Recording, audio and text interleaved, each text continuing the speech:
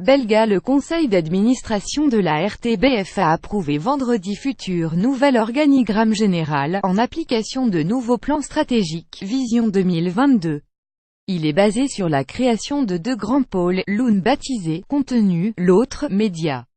Le Conseil a également approuvé un cadre limitant le montant des rémunérations des cadres de l'entreprise publique.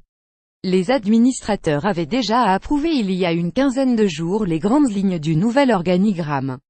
Ils ont donc confirmé ce vendredi l'ensemble du dispositif, dont l'ambition est de mettre fin à la structure hiérarchique actuelle, jugée trop compliquée et peu claire. Le pôle « Contenu » concernera la production des émissions, le pôle « Médias », les différentes formes sous lesquelles les émissions diffusées TV, radio, réseaux sociaux, etc.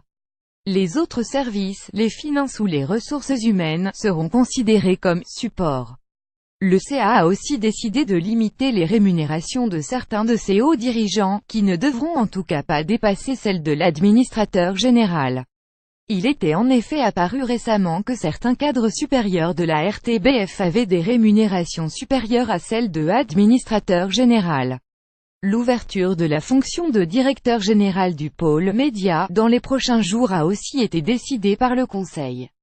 Celle de la fonction de directeur général Contenu sera ouverte au deuxième semestre 2019. Le conseil d'administration a demandé à François Tron, actuel directeur de la radio, d'occuper cette fonction ad intérim jusqu'au 31 décembre 2019 et l'a chargé d'accompagner la mutation de l'entreprise.